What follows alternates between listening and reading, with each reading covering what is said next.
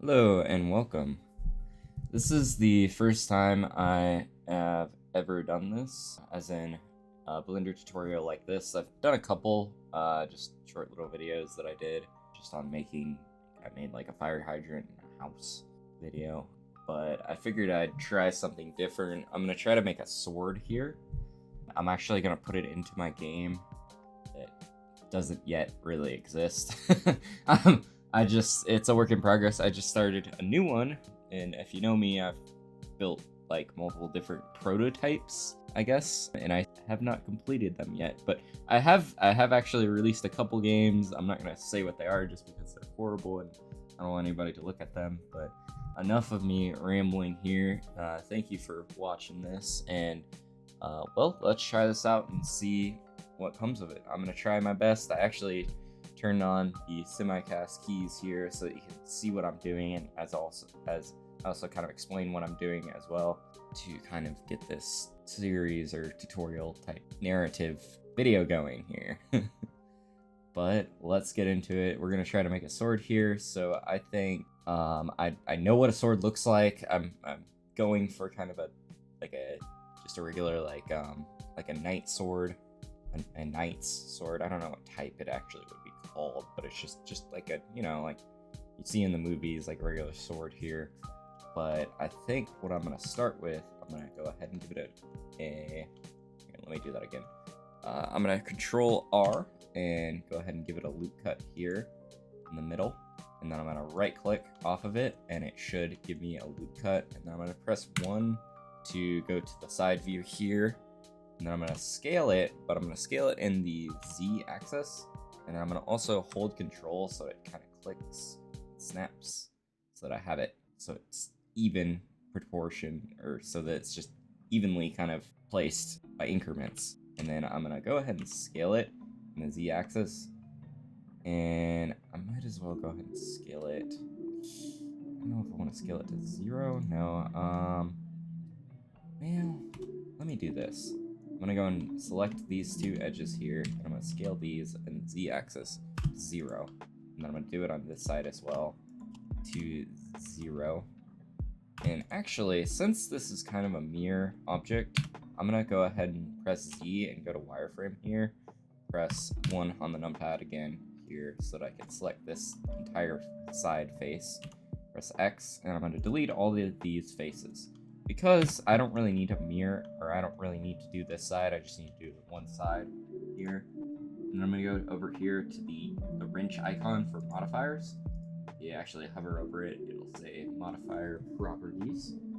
And then you can go to add modifier, and you should be able to select mirror. And it will mirror to the opposite side on the x-axis here, so that it's mirroring over. And then this doesn't quite look like the sword shape that I want yet, so I'm gonna go and select both these sides. I could actually mirror it probably on the Z-axis too, but for now I'm just gonna mirror it like that. I keep selecting all of them, and I want to grab them and scale them in Z-axis. Scale in the Z-axis here. I'm also gonna go ahead and snap it. I guess I don't really need to make it too proportional here. I don't really have to worry about it, but that's the genuine kind of idea of what I want the sword to look like, kind of in the middle. I'm starting in the middle instead of like from the end or anything, because it's easier, so that I can kind of extrude out and make the end of it. But I'm going to do that again here so that I can kind of scale this in. And actually, whenever I scale, it doesn't quite go together. These don't scale, or it's individually scaling instead of having these selected together. And clamped is what it is called, actually. So if you go over here on the mirror modifier, you should be able to select the clamped image, or the clamped tick mark there, and it will clamp it together so that whenever I scale to 0, it'll actually scale that. And then actually, I want to probably go ahead and move this as well. Before I do that, I'm going to select everything, and then I'm going to press M, and then I'm going to go ahead and merge by distance so that it merges all the vertices. It was 5 down here that were just duplicate from the other spot. And I don't know if I actually showed you that last time, if I did that, whenever I did that before. But I'm going to go ahead and press G twice, and you can move it along that edge there, and then move it to the middle. And then I'm going to go ahead and select all, and I don't think there will be any to merge. Oh, no, there was one to merge there. I guess, yeah, because there was two different vertices in there. But let me also make sure. It looks like there's faces in here. Yeah, there is a face there. Okay. So whenever I actually make this model, I don't want these faces, or this face, on the inside here, because you're not ever gonna see that. So I'm gonna go and press X, and then I'm gonna delete those faces here. And I think that's genuinely kind of what I want the sword to look like a little bit. I might make the end a little bit more pointy because it just feels like it needs to be a little bit longer there. Go like this, and then I'm going to actually gonna scroll in here and make sure that there isn't any inset or inside faces here, because that can mess with things, and it also adds more geometry that I don't really need in my game, because you only need the stuff that you see, really. Okay, I've got the tip of the sword kind of completed there. I'm gonna go ahead and press E again and extrude out about there. That's probably long enough. It's actually really big in proportion because of, if you look at the camera and the light here, they're actually really small compared to this, and I actually don't really need those in my scene, so I'm gonna go ahead and delete them. And actually, while I'm doing that as well, I'm gonna go ahead and go up here to my scene collection, and I'm gonna rename this cube to sword. Okay, and then I'm gonna go ahead and start making the other part. I'm gonna cut this here, and how I remember stating that I didn't need to mirror it on the bottom half, I'm actually gonna do that because it'll be a little bit easier for what I'm doing now. And I made it there, I cut it there so that it's not quite proportionate, because I'm gonna go ahead and delete these faces. And then what I'm gonna do is mirror it on the Z-axis as well. And then what I can do, I can actually select that edge here, or that point, and grab it on the Z and then pull it down where it's connected at the middle point there. Okay, I'm gonna go ahead and leave that for now, just the way that it is, so that I can kind of make the back half of it, the sword, the handle, the actual handle. And I'm gonna go ahead and extrude this out like this there, using that snapping, and then create a new object here for the stopper of the sword. And I'll actually, probably, if I need to, I'll put the actual name of this object in editing so that you guys can see kind of what it is actually called. I can't remember at the time. I'm thinking it's just like your stopper for your hand. That's what I'm gonna call it right now. And then I'm gonna go ahead and scale in the Z axis here so that I have kind of that handle here. And then I'm gonna extrude out. And actually, once again, I don't really need the second half of this object. I'm gonna go and press and hold Z, and then go to wireframe, and then press 1 on the numpad. And I'm gonna select all of those faces there, and then I'm gonna press X and delete those faces there, so that I just have the one half of that. And then I'm gonna go up here again, select the mirror modifier. There it is, there it is, and then it will be mirrored across in the X-axis. And then I can actually go back to solid mode so I can see kind of what it looks like. Extrude it out. That'll probably be good enough. I can scale this kind of like... Yeah, let's go ahead and go with that. And then I'm going to scale it again here. And actually, I'm going to go ahead and select that edge there, that entire edge. And how I do that, I can actually press Alt and then select the entire edge, and then I can press X and dissolve that edge there. There we go. Now we've got the first part of the sword there, and then I'm gonna go ahead and make another handle kind of part here. And the next thing that I'm definitely gonna make is the actual handle, and to do that, I'm gonna need a cylinder because I want to make it circular or round, so that you can kind of make it see, you can see it, you can look at it. So this is kind of hidden whenever you select or create a new object. It's the kind of hidden menu here that you want to select before you click off of it. Because if you click off of it, then that menu is gone away, and you click again, and it doesn't come back, and you can't like modify the cylinder. So I'm gonna go ahead and delete that cylinder, and then create a new cylinder again here. And then instead of having 32 vertices, that's kind of a lot for the type of sword or handle that I'm wanting to make. I'm gonna go ahead and go with just 12. 12 is an even number, it'll be easy to work with. And then I'm gonna actually or grab this and then press on the Y axis, and then I'm going to shift or press Control and snap it to there so that it's kind of in that right spot. And then I'm gonna rotate it on the X axis here by 90 degrees. If you type it in, it'll just rotate that. And then I actually need to scale it. I'm gonna go ahead and press Alt, and then, or I'm gonna scale it in the Z and the X axis. So right now, I can only scale it in the Z or in the X axis. But if I press Shift Y, it actually subtracts that, and it'll only scale in the Z and the X axis. And I probably want to scale it. I might need to make that middle section, or that kind of point section out, a little bit smaller, because I'm going to scale it about to there. And let's go ahead and do that. I'm going to select this, and then I'm going to grab this edge, grab it on the X axis, and I'm going to make it about there, so it looks kind of even. Okay, that should be good. And you know how I said I don't really need any inset faces? I kind of want to have at least, I want to have this kind of sticking out, so that if I add kind of a modification, like a blacksmith table or something, I can switch these out, and I have that kind of sticking out, so it looks kind of cool, or it looks like there's something there versus nothing being there, and it's just kind of, you kind of milled the sword to it. I believe this is how, yeah, this is how an actual sword would be anyways, so that you'd have that kind of sticking out so that you could mount your handle onto the sword,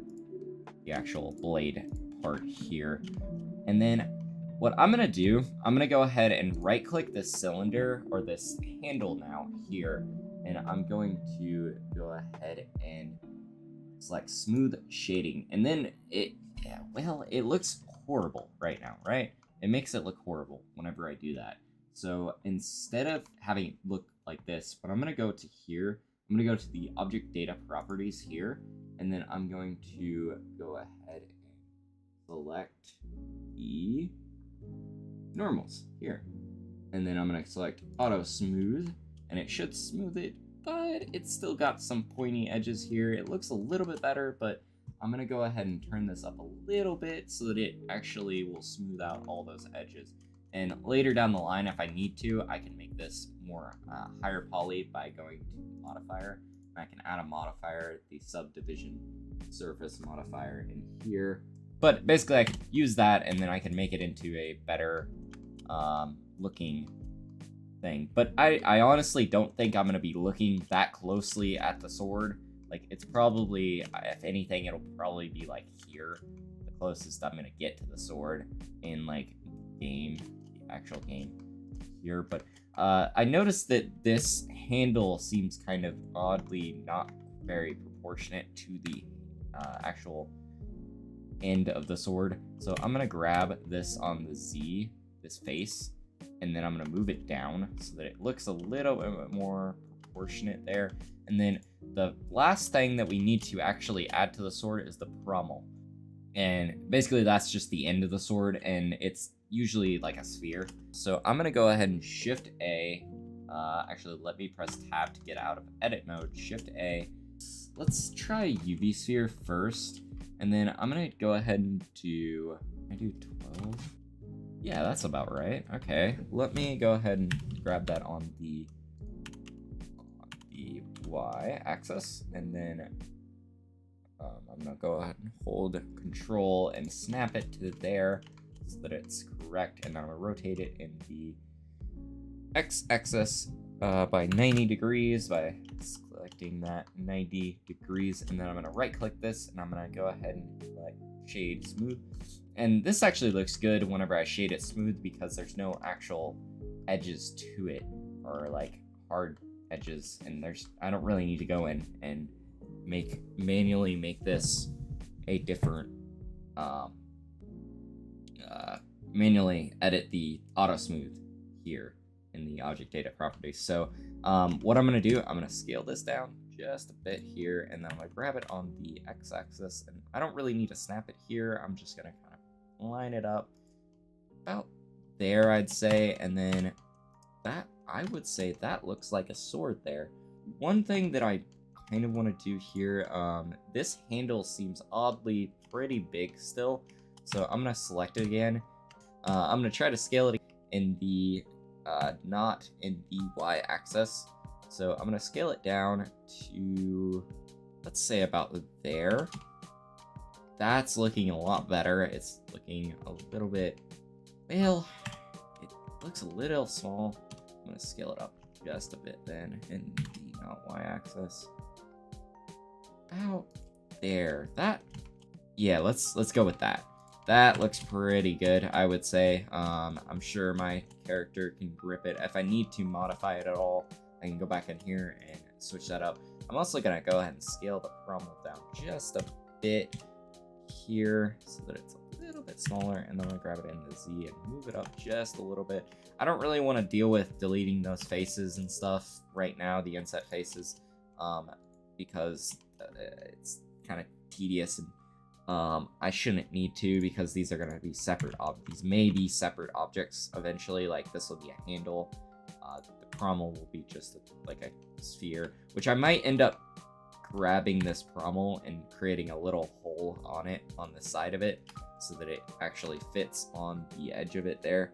One thing that I'm gonna do here is kind of focus in. I can press the dot on the numpad and it'll focus on that object so that I'm kind of centered on that object whenever I'm looking at it here.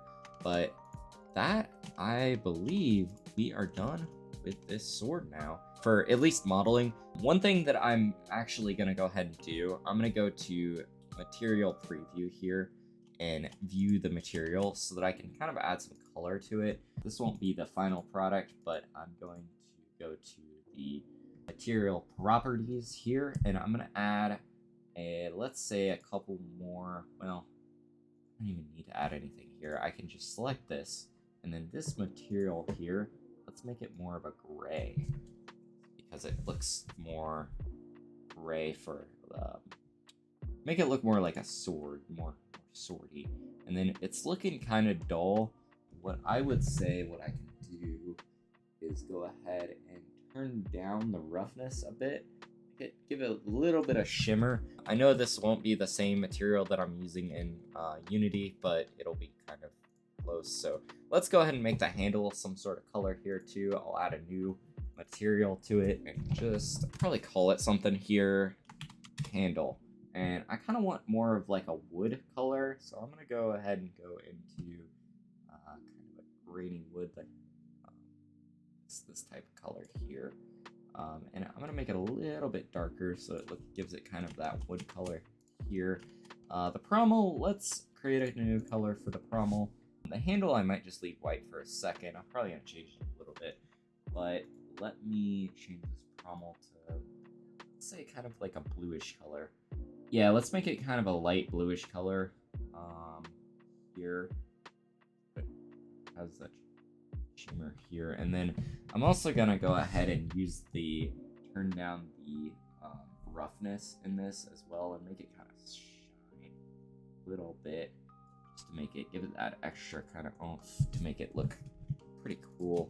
And then I'm gonna go ahead and add a new material for the handle here, and I'll call it handle.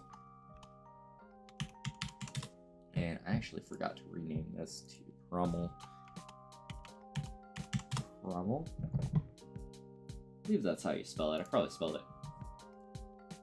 Yeah, that's probably That looks correct. But let me select this handle and what type of color should we go with? Let's go with that white, but give it kind of more of a darker color. Let's give it like kind of a red, kind of purple, leathery color. Like the handle up here is kind of more of a leather color, but I believe that should look good on it. And for roughness, I'm gonna turn it all the way up because it's gonna be like leather instead of like, it's not gonna shine at all. Specular, we can turn that down too. I believe that is a finished product for my game, and then I can go in and export it and go ahead and probably I'll go in and rename these later, but I won't bore you with that. But well, thank you for watching this video tutorial slash voiceover, whatever you call it here. But I'll go ahead and leave it at that. And if you would like the video, comment on the video, let me know what I'm doing wrong, if I did anything or said anything that I shouldn't have, or just different things there.